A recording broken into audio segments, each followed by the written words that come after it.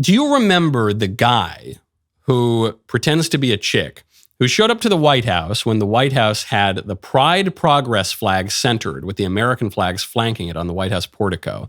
And this guy flashed his fake breasts on the White House lawn. He's posing with Joe Biden for pictures.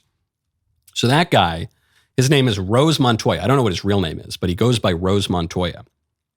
That guy is now being accused by women who think that they're men of sexually assaulting them. According to one such woman, Rose Montoya sexually assaulted me while I was recovering from surgeries to, I guess, make it look like she has a phallus.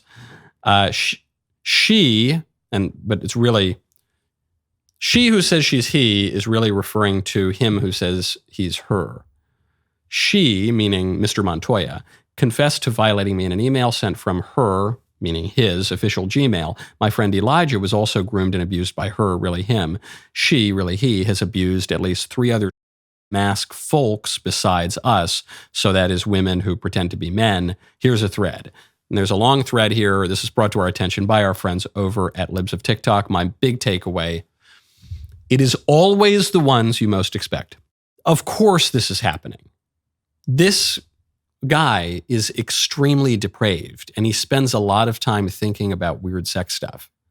And worse than that, I mean, I guess on this show and in the media broadly these days, and in public school classrooms and in Hollywood and everywhere, people are spending a lot of time thinking about weird sex stuff because the libs are forcing that upon us.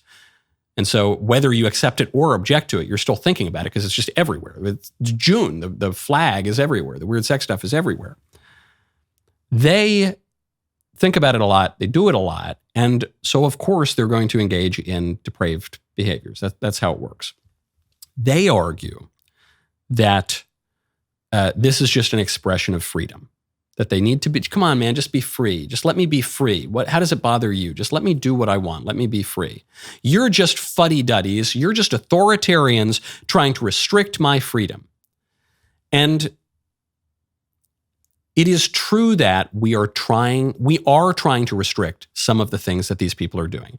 I don't think that dudes should have prosthetic breasts surgically implanted into them. I certainly don't think they should be permitted to flash those prosthetic breasts on the White House lawn. I don't think they should be sexually assaulting women. I don't think those women should be permitted and encouraged to pretend that they're men and undergo mutilations to do that. I don't think we should redefine marriage. I don't think a couple of men or a couple of women should be able to purchase eggs or sperm or children on the open market. I do want to restrict a lot of that stuff.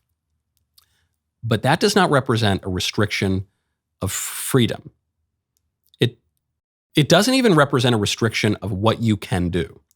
The reason to restrict all that bad stuff is so that you can do more good stuff. It's so that you can expand people's freedom to do good stuff.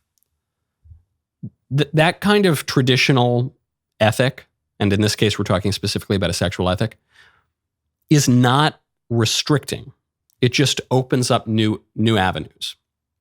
When you are told that you can't shoot up heroin, that restricts you in a certain way, but it actually opens up a lot of opportunities in another way because there are only so many hours in the day.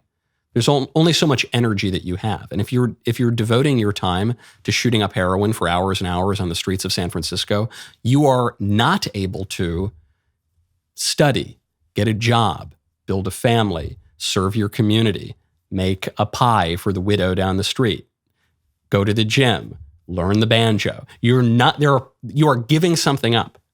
Freedom is not, as the liberals pretend, just some infinite quality. And it's not even a totally abstract quality. We live in a contingent world of time and space. And when you do one thing, that necessarily closes off other things that you can do. And if we all just stopped thinking about and being indoctrinated by and having to affirm and celebrate and march in parades for weird sex stuff all the time, we would be able to do a lot of other things. It's a huge waste of time. It's bad for people to do this stuff. It's bad for the individuals. It's bad for society. It's bad for the people who then are sexually assaulted because these depraved behaviors are being encouraged. It's bad. It's bad in all sorts of ways, but it's at an even deeper level. It's bad because every second that we spend on this lunacy and nonsense is time that we are not spent doing things that are good for us and will lead to our flourishing and will lead to us having a decent society where people are safer, where people are freer, where people are more successful, where people have better families and more money and more leisure time and more greater virtue and a closer relationship to God and everything in between all of that. That's why so much sin is a huge waste of time, in addition to all the other bad stuff. Now, speaking of sick, disgusting stuff, before we move on from this Pride Month special of stories, we might as well get this story out of the way now. It's really gross, and I hate that we even have to talk about it.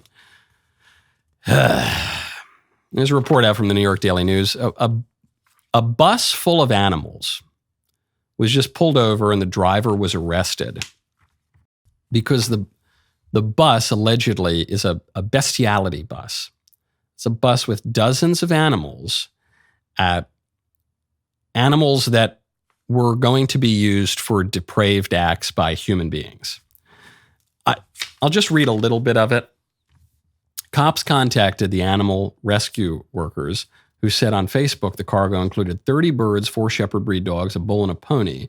They were able to secure the animals, remove them from their squalid conditions. According to the SPCA, the animal rights group, the dogs were being fed the chickens, and the bull and the pony were being used for bestiality purposes in another state. And they figured this out because the driver had already committed past crimes. This guy, Sean Hirschbein. And so they're going to spend $10,000 to check the animals for human DNA. Let's just leave that. Let's stop reading that story for now and just ask one question. Why is any of that wrong? Why is it wrong? Why pull over the bestiality bus? Why conduct this big investigation? What's wrong about it? The chickens were being fed to the dogs. Yeah, chickens are fed to humans every single day. We don't have laws against that. Maybe the arch animal rights people, the super vegans, could make an argument as to why that's wrong. But I would like a non-vegetarian liberal to explain to me why the bestiality bus is wrong. It can't be because the dogs are eating the chickens. I don't think it can even be because the humans are doing depraved things with the animals. We kill animals. If we tolerate killing animals to eat them, surely those sorts of depraved things with animals are a lesser crime. Think about the way that we arrange our punishments in our own justice system. Murder is considered to be a more serious crime than, putting aside for a moment that animals don't actually have free will and can't really consent to anything because they don't have rational souls. But even put that aside for a second. Let's say that the animals are we consider murder to be a more serious crime and we kill animals all the time and eat them. So if you're a non-vegetarian liberal, it's obviously wrong and depraved and everyone involved should be arrested. But why is it wrong?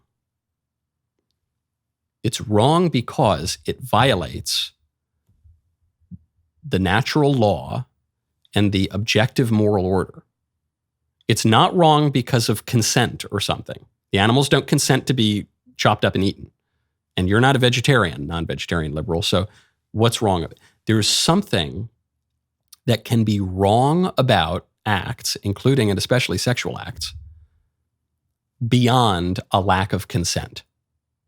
There's things that are just wrong. And we know they're wrong because we have a conscience and because the natural law is inscribed in every human heart.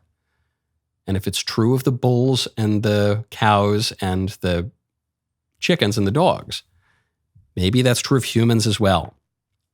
And maybe we can finally start to restrict certain behaviors so that we can expand the opportunity for other behaviors. Just putting that out there.